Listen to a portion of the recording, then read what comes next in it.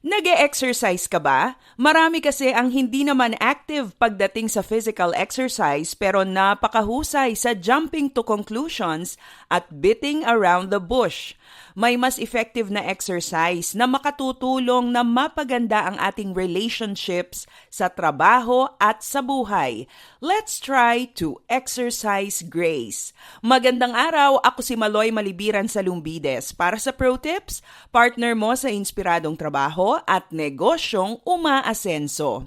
How do we grow in grace? Una, judge less, understand more. Marami sa atin ang napakabilis humusga at magpasa ng sisi sa iba.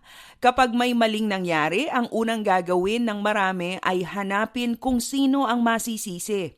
This is not a healthy practice. It will hurt and destroy relationships in the workplace. Palitan ng pangunawa ang panghuhusga.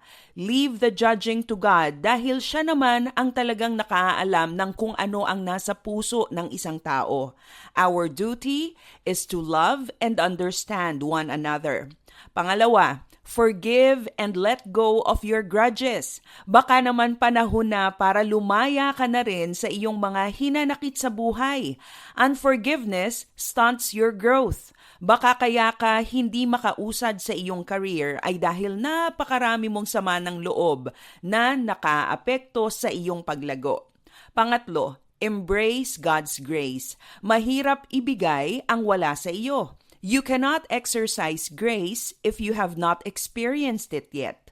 Embrace God's grace so that you can extend it to others. Ang pag-ibig ng Diyos ay mapagpatawad, mapangunawa at nagbibigay ng panibagong pagkakataon. A person of grace does likewise.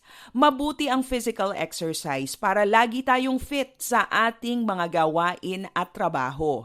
Ngunit hindi lang physical exercise ang kailangan natin.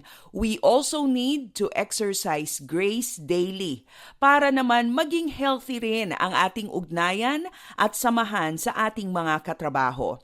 Judge less, understand more, forgive and let go of your grudges, and embrace God's grace. Para sa Pro Tips, ako si Maloy Malibiran sa Lumbides. Be a blessing in the workplace today.